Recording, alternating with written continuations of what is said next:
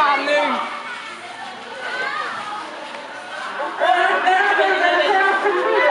Enggak. Silakan masuk.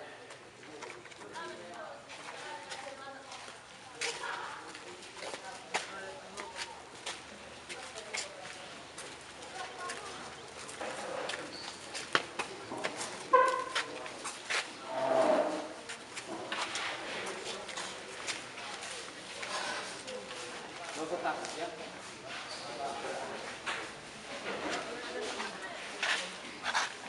Selamat pagi anak sekalian. Sehat semuanya? Sehat. Oke, puji Tuhan. Kita dalam keadaan sehat. Iya. Sebelum kita mulai pembelajaran kita, ada baiknya dulu kita terlebih dahulu melaksanakan berdoa bersama. Itu salah satu orang dari tema kita supaya ahli firman untuk berdoa.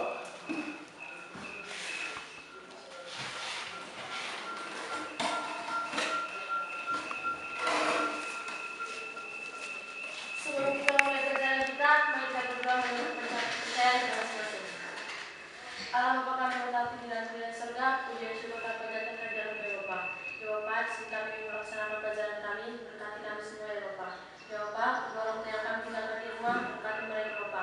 Berikan mereka rezeki, panjang umur dan selalu ya Bapa. Dan guru-guru kami yang membimbing kami, berkati juga mereka Bapa. Berikan kesehatan, panjang umur dan rezeki ya Bapa. Ya Bapa, hanya ingin doa namu dan nama Tuhan Yesus kami berdoa dan mengucap syukur. Amin.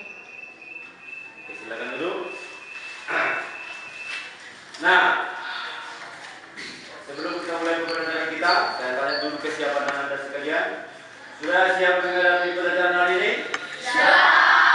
Sudah dilengkapi kelengkapannya? Sudah. Masuk alat tulis, buku dan terapiannya sudah? Sudah. Oke, terima kasih. Selanjutnya kita melaksanakan dulu menyanyikan lagu salah satu dari lagu nasional. Kami persilakan diri kami.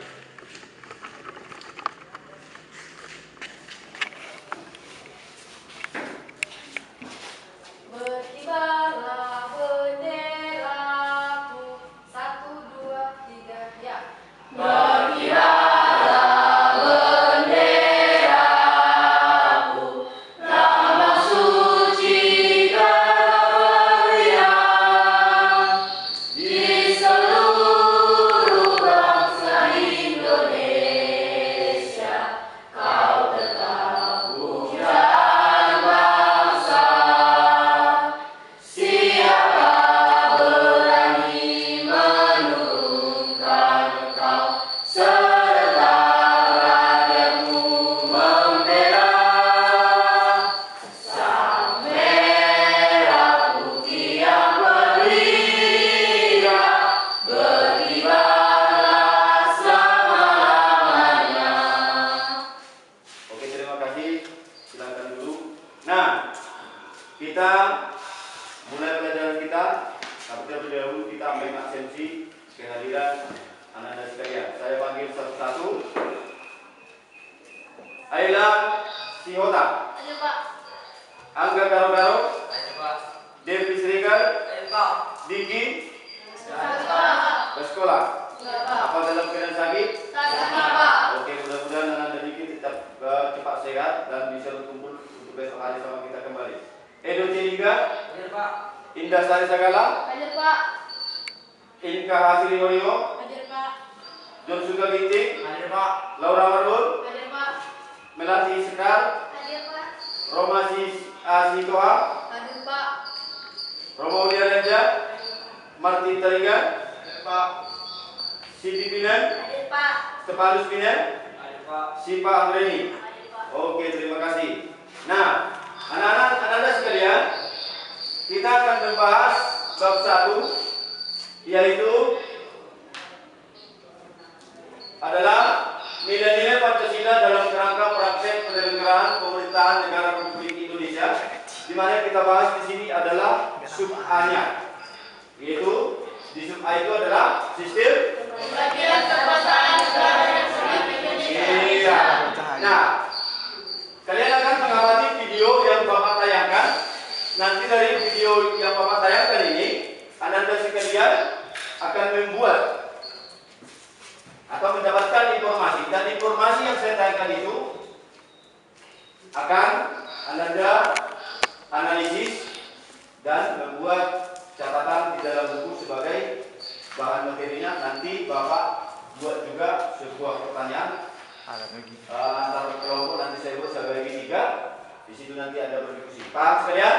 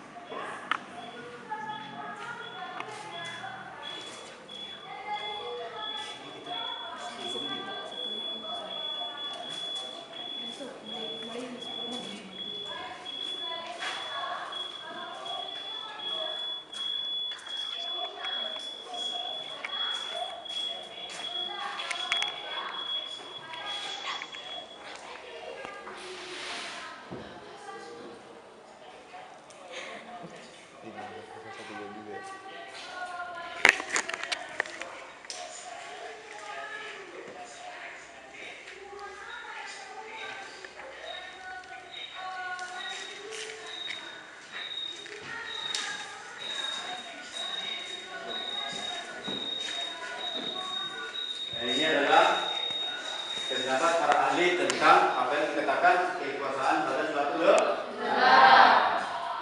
Nah, arti daripada kekuasaan suatu negara itu adalah bukan berarti kekuasaan untuk menjadikan rakyat itu menderita, tetapi untuk mencapai tujuan negara.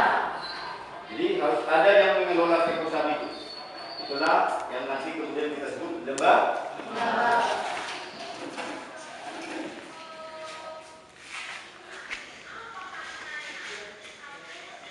Nah, anak sekalian, untuk mempermudah tanggapannya bisa juga diselaraskan tayangan video Bapak ini dengan buku paketnya ya.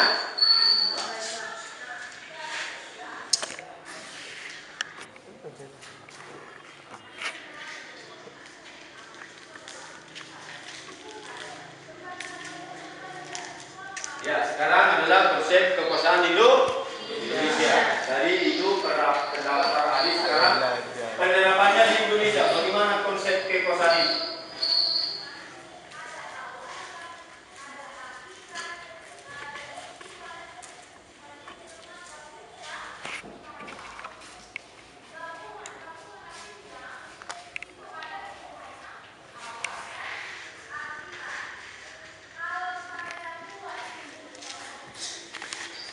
materi kita hari ini di bab 1, yaitu tentang nilai-nilai Pancasila dalam kerangka praktek penyelenggaraan pemerintahan negara.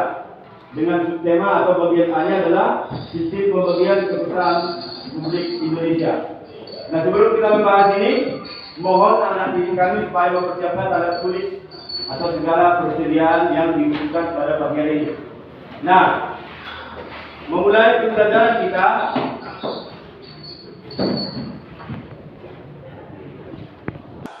kemudian analisis dari kelompok 2 tentang pembagian kekuasaan menurut Montesquieu. Silakan dibacakan.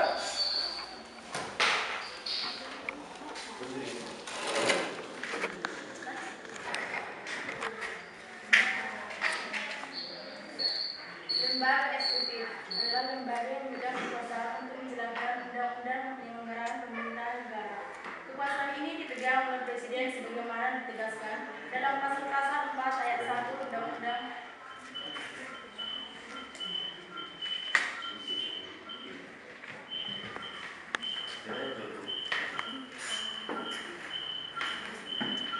dan adalah tokoh lain yang berpendapat tentang kekuasaan negara, yaitu Montesquieu, sebagaimana dikutip oleh Arianto. Kekuasaan legislatif yaitu kekuasaan untuk membuat atau membentuk undang-undang.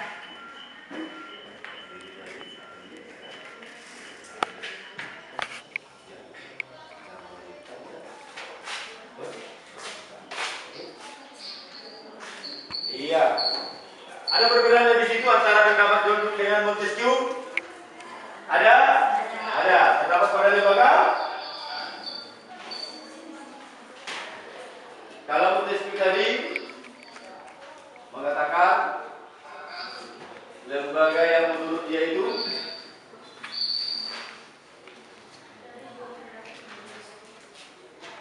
tapi yang jawab.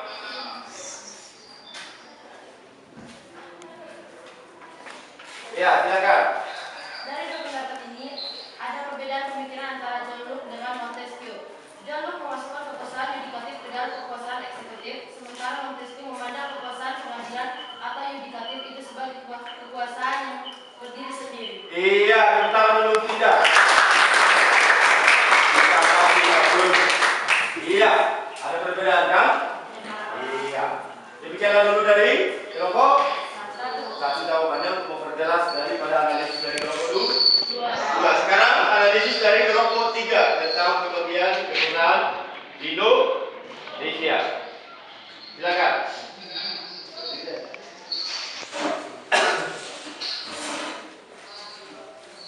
Penerapan pembagian kekuasaan di Indonesia terdiri atas dua bagian, yaitu pembagian kekuasaan secara horizontal dan pembagian kekuasaan secara vertikal.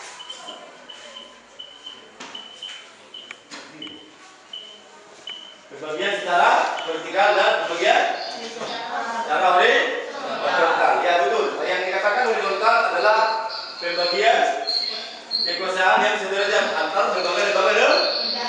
Kalau dikatakan vertikal adalah pembagian kekuasaan antar pemerintahan daerah dengan pemerintahan pusat. Di Indonesia itu adalah negara kesatuan dibagi-bagi menjadi negara, dibagi-bagi menjadi daerah, daerah provinsi sampai dengan kabupaten kota. Nah, untuk diskusinya kita laksanakan antar kelompok memberikan pertanyaan ke kelompok lain untuk dijawab kelompok lain itu. Saya harap kelompok 1 mau memberikan pertanyaan sama siapa? Kelompok 1. Oh, kelompok 3 mau kasih pertanyaan sama siapa? Ke kelompok?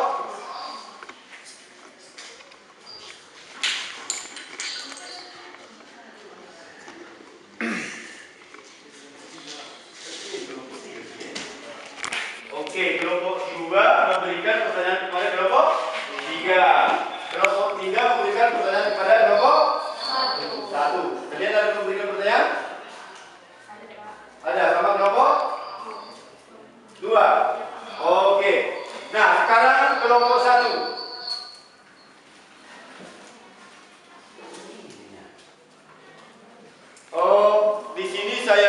membuat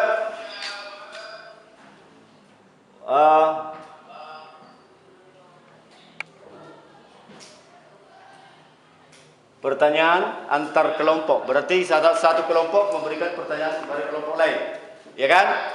Nah, kelompok satu memberikan pertanyaan kepada kelompok dua. Pertanyaannya adalah, apakah tujuan pembagian kekuasaan negara itu?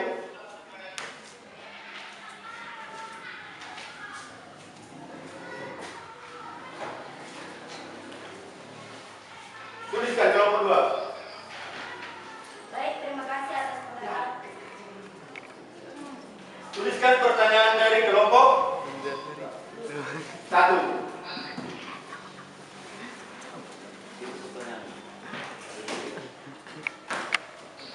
Ya.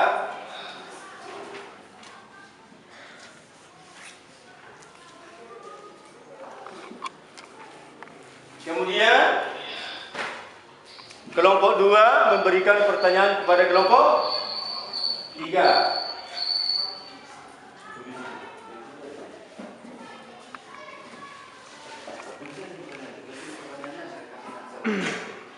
Kelompok 3 memberikan pertanyaan kepada kelompok 1.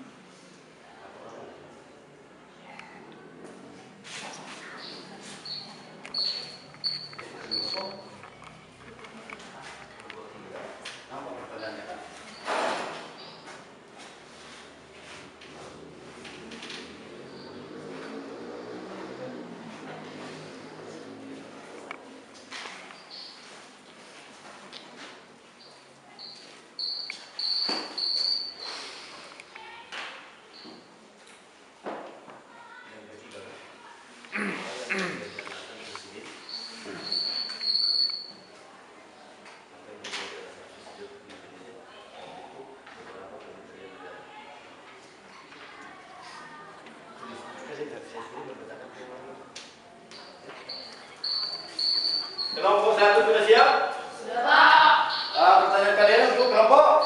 2. Untuk kelompok 2? 2. Satu orang menulis apa pertanyaan dari kelompok 1. Kalian dibacakan. Biar dibacakan. Silakan kelompok 1. Apakah tujuan pembagian kekuasaan negara? Baik, terima kasih anak. Nomor 2. Jelaskan bagaimana pembagian kekuasaan itu pada negara Republik Indonesia. Kelompok 2 sudah ditulis? Sudah, Pak. Berarti siap mengerjakan? Siap, Pak. Oke. Bagaimana dengan kelompok 3? Mau bersama memberikan pertanyaan kepada kelompok 1? Sudah siap pertanyaannya? Belum.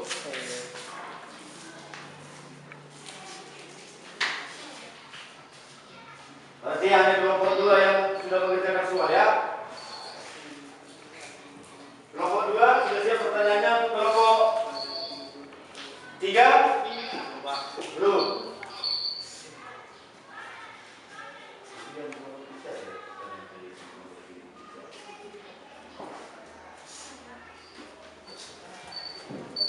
Sudah? Berarti kelompok 3 mau memberikan pertanyaan kepada kelompok 1. Oke, satu orang dari kelompok 3 membaca pertanyaannya supaya ditulis oleh kelompok 1. Silakan.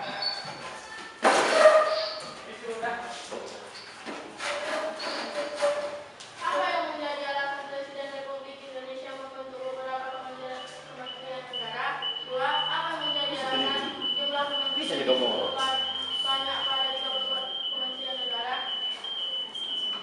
Sudah jelas? Sudah. Oke, berarti pertanyaan dari kelompok 3 ke kelompok 1 juga. Berarti silakan kelompok 1 membahas apa pertanyaan yang sudah diberikan oleh kelompok 3. Sekarang kelompok 3 sudah siap soalnya untuk kelompok 1? Sudah kan? Sudah. Berarti sekarang tinggal kelompok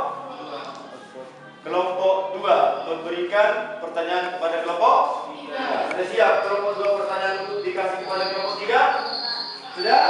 Oke, silakan baca. Kelompok 3 silakan dengarkan pertanyaan dari kelompok yang lain.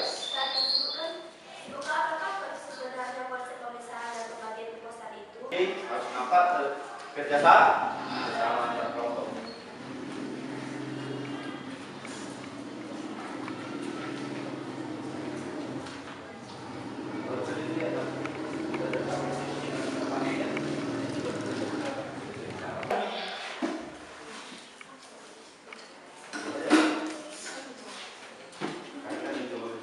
Alasan Presiden Republik Indonesia membentuk beberapa kementerian adalah karena tugas dan kewenangan Presiden yang sangat banyak.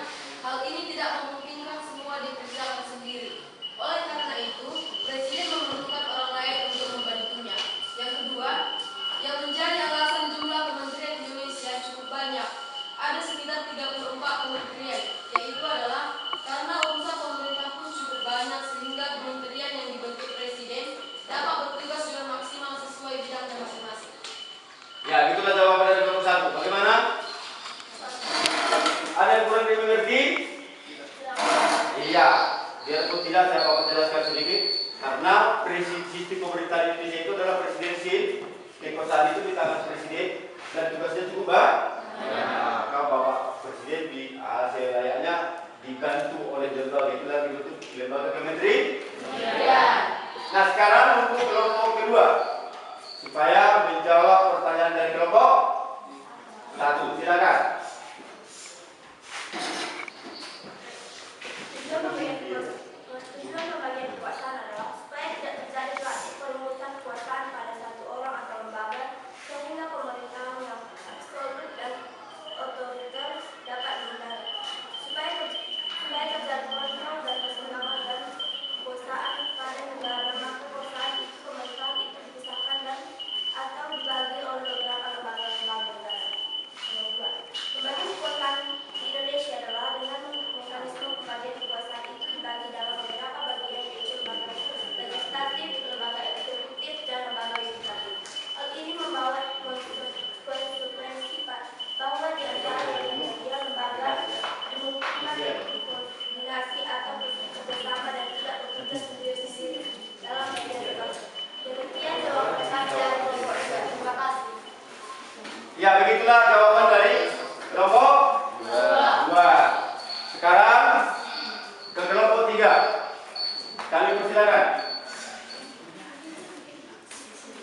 Nah, sekalian anggota kelompok yang lain tolong diisi LKPD ya, nama kelompoknya, nama kalian diisi saja. Nanti saya tarik kembali, saya koreksi. Pak? Oke, kita dengarkan kelompok dari kelompok 3. Konsep pembagian dan pemisahan kekuasaan yaitu konsep pemisahan kekuasaan berarti kekuasaan negara yang terdiri dari kekuasaan legislatif, kekuasaan eksekutif, dan kekuasaan yudikatif. Itu terpisah-pisah dalam beberapa bagian, baik mengenai organ dan fungsinya masing-masing.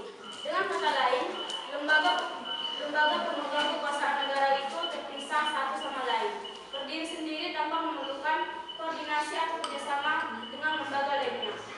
Konsep pembagian kekuasaan berarti kekuasaan negara itu dibagi dalam beberapa bagian kekuasaan atau legislatif, eksekutif, dan yudikatif.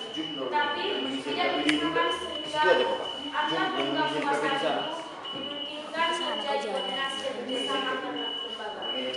Jawaban nomor 2, yaitu pembagian kekuasaan antara beberapa tingkatan pemerintahan, yaitu antar pemerintahan tingkat pusat dengan kekuasaan pemerintahan daerah, mulai dari provinsi dan kabupaten atau kota. Oke. Ada yang kurang jelas dari jawaban kelompok 3? Ada? Iya, maksud dari kelompok 3 itu bahwa antara pembagian dengan pemisahan berbeda. Indonesia memakai konsep pembagi Pembagian bagi kekuasaan itu, tetapi antar pelaksana kekuasaan itu tetap terjadi koordinasi atau kerjasama. Makanya kita sering melihat antara DPR dengan eksekutif selalu bekerjasama dalam membuat undang-undang. Paham sampai di situ? Paham? Iya. LKPD-nya sudah siap diisi nama-nama kelompoknya supaya Bapak kumpul? Belum? Oke, saya kasih lagi waktu 2 menit. Karena itu nanti akan menjadi penilaian antar kelompok.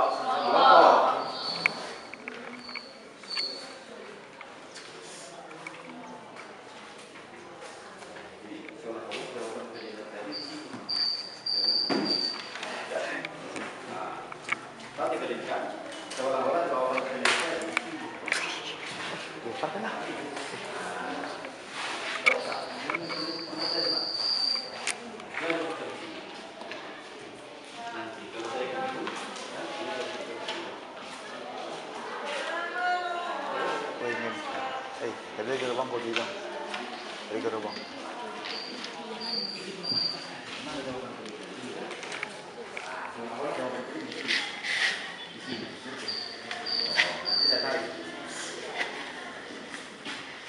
Kalian keluarkan pun itu bisa.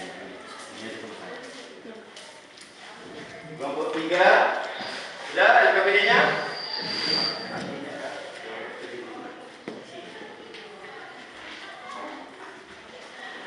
Oke, kelompok 1 saya ambil LKPD-nya ya, sudah siap?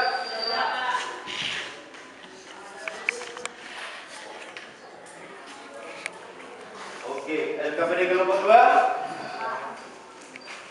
LKPD kelompok 3.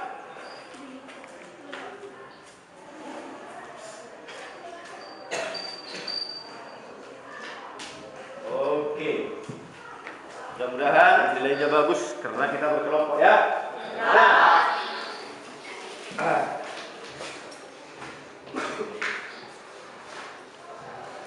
Untuk pagi ini kita sudah membahas tentang materi bab pertama, sub yang bagian A.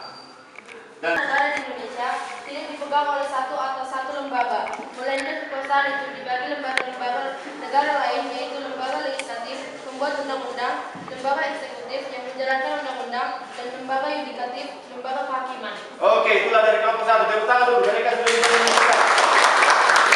Berikutnya kelompok yang menyimpulkan kembali kelompok yang mengangkat tangan.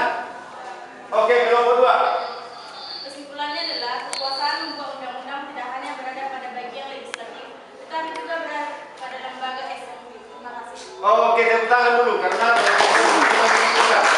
sekarang kelompok 3. Kami persilakan menanda satu orang. Kesimpulan yang kami dapatkan mengenai analisis tentang dasar hukum kekuasaan lembaga yudikatif dan fungsinya yaitu pada dasarnya sistem pemerintahan yang diterapkan di negara Republik Indonesia adalah sistem pemerintahan presidensial. Iya, itu. Kalau kelompok 3 sudah bisa menyimpulkan, kita kasih tepuk tangan dulu. Nah, Anda sekalian sudah menyimpulkan apa materi yang sudah kita bahas. Dan menurut Bapak cukup bagus. Ya, mudah-mudahan di pertemuan berikutnya kita juga merasa bersemangat dalam belajar. Kemudian mempelajari materi. Manfaat apa saja yang bisa Anda peroleh dari materi ini? Saya bisa jawab. Oke, kelompok 1. Manfaatnya adalah setelah kami mengamati sistem pembagian kekuasaan negara Republik Indonesia, kami baru mampu menganalisis bahwa ternyata kekuasaan pemerintahan negara Indonesia itu tidak berada di tangan satu orang atau lembaga atau presiden, melainkan pada sistem pembagian kekuasaan dengan mekanisme adanya kerjasama dan hubungan antar lembaga negara. Iya, tepuk tangan dulu untuk kelompok 1. Dia membahas ini, dia sudah paham bahwa kekuasaan di negara kita itu tidak dipegang oleh satu orang, ya kan? Kemudian sikap apa yang perlu atau sikap apa yang kalian peroleh dan bisa kalian kembangkan dalam kehidupan sehari-hari setelah membahas materi ini. Oke, kelompok 2. Merupakan sikap politik terhadap lembaga kekuasaan negara Republik Indonesia bahwa pada dasarnya dalam menjalankan tugas kewenangan anggota yang dalam negara itu adalah putra terbaik bangsa yang melindungi kesejahteraan rakyat Indonesia. Iya, berarti perilaku sehari-hari yang mau diterapkan oleh kelompok 3 adanya sikap positif terhadap pejabat-pejabat negara yang duduk dalam kekuasaan negara. Yang pertama dulu untuk kelompok 2. Kemudian pertanyaannya mengenai materi ini.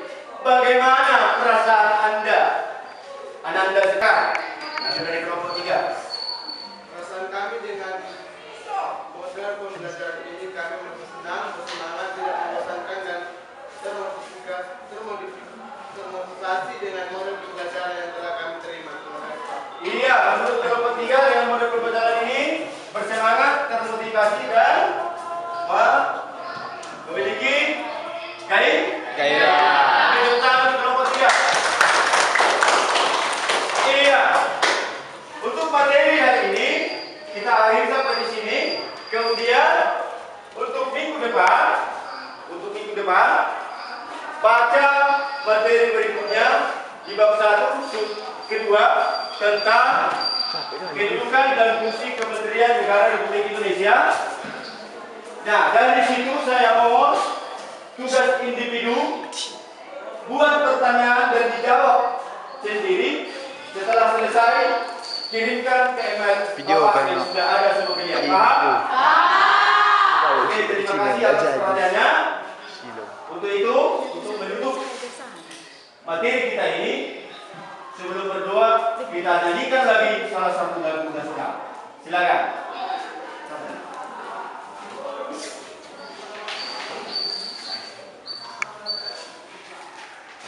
Satu nusa, satu bangsa, 1, 2, 3 ya. Satu nusa, satu bangsa, satu bahasa kita, tanah air pasti jaya untuk selama-lamanya. Indonesia pusaka, Indonesia tercinta, nusa bangsa dan bahasa kita bela bersama. Silakan. Kemudian untuk menutup materi kita juga berdoa karena kita juga tadi mengawali dengan berdoa. Saya persilakan satu orang anak sekalian.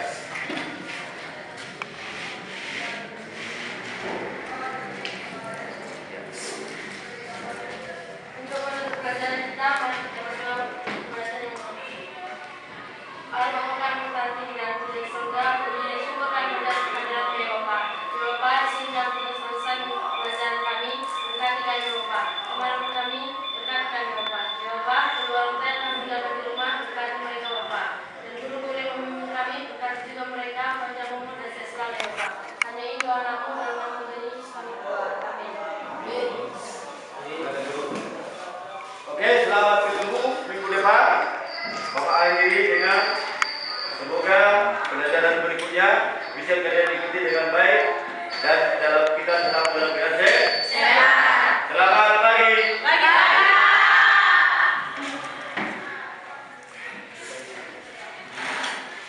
Penerapan pembagian kekuasaan di Indonesia terlihat tiga bagian, yaitu pembagian kekuasaan secara horizontal dan pembagian kekuasaan secara vertikal.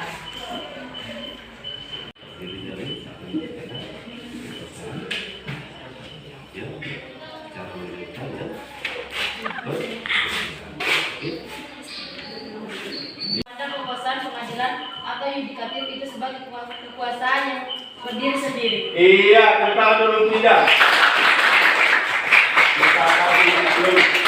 Iya, ada perbedaan kan? Iya.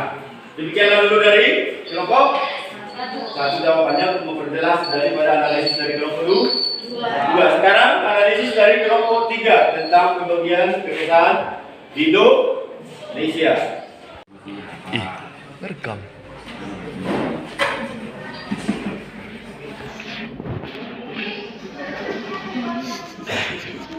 Beberapa menit. Tidak masalah.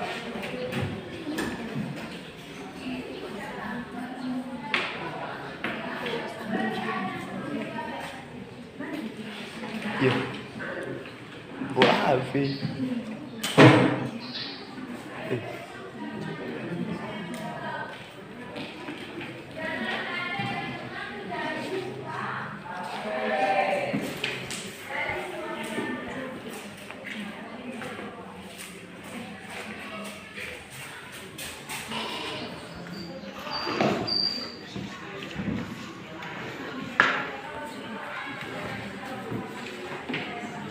Nanti yang titik yang dianalisis nanti saya suruh membaca per kelompok, berbeda dari tempatnya. Kalau seperti tempatnya, oke.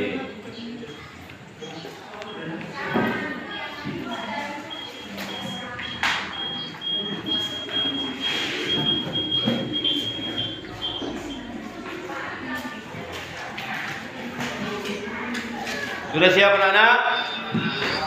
Sudah? Sudah, Pak. Bagaimana dengan kelompok legislatif? Sudah, Pak. Bagaimana kelompok eksekutif? Sudah, Pak. Yudikatif? Sudah, Pak. Oke, Bapak berharap untuk setiap kelompok bisa membacakan dulu apa yang sudah dianalisis tentang materi yang Bapak kasih per kelompok. Saya mulai dulu dari kelompok 1. Silakan.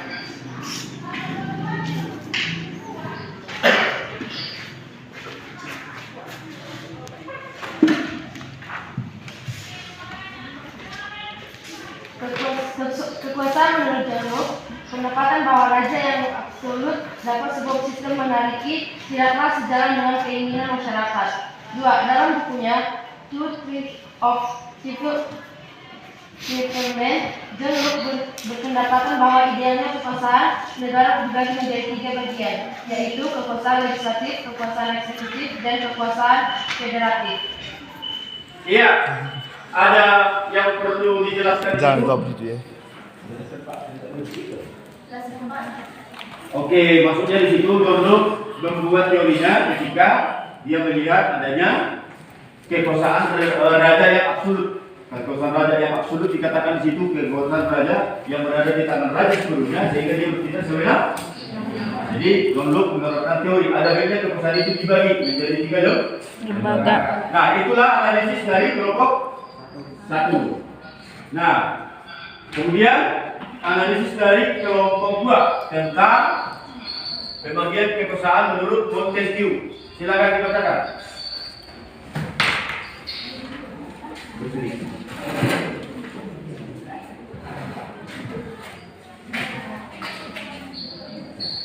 Lembaga eksekutif adalah lembaga yang memegang kekuasaan untuk menjalankan undang-undang penyelenggaraan pemerintahan.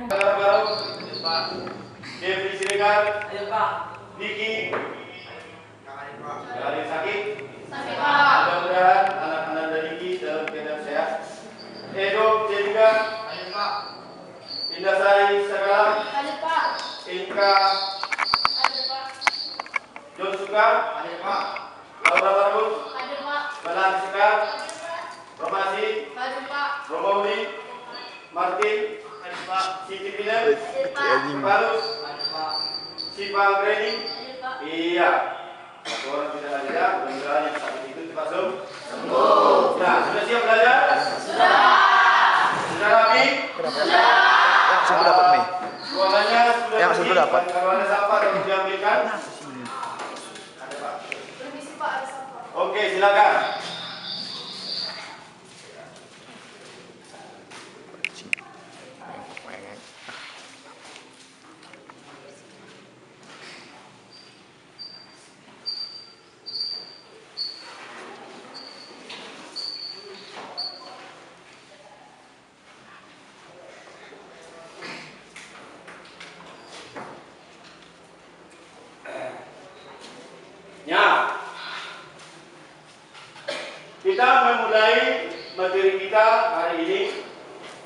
di bab 1, yaitu tentang nilai-nilai Pancasila dalam kerangka praktek penyelenggaraan pemerintahan negara. Dengan subtema atau bagian A-nya adalah sistem pembagian kekuasaan publik Indonesia. Nah, sebelum kita bahas ini, mohon anak didik kami supaya mempersiapkan alat tulis atau segala persediaan yang dibutuhkan pada pagi hari ini. Nah, memulai pembelajaran kita,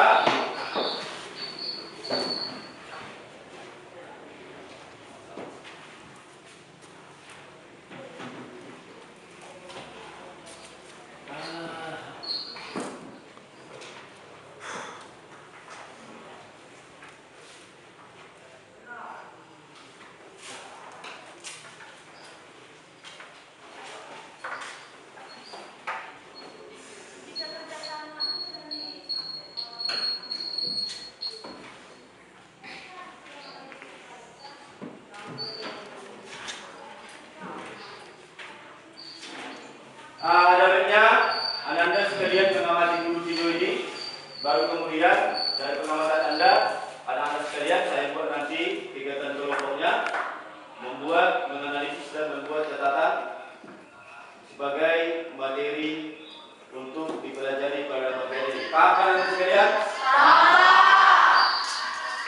Oke. Ya Bu.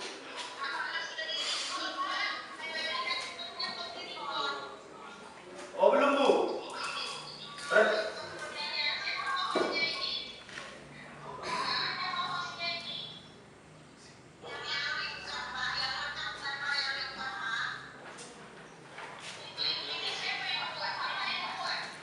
Bukan Bu.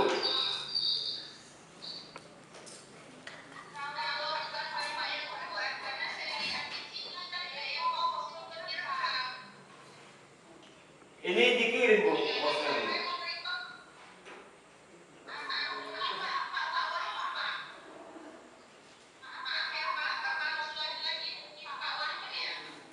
Iya Bu, ya Bu.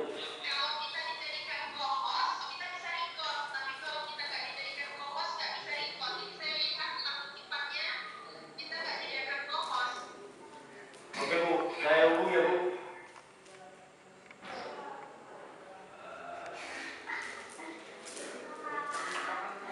Lagi dari yang tadi lah, yang nyanyi.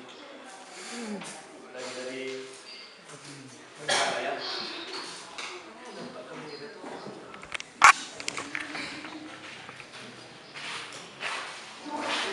Yang punya apa bagus lah yang ini.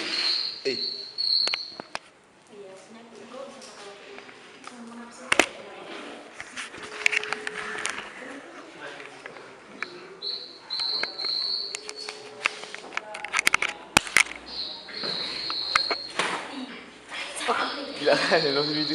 Kalau Pak, tolong saya mau masuk jumpa ini.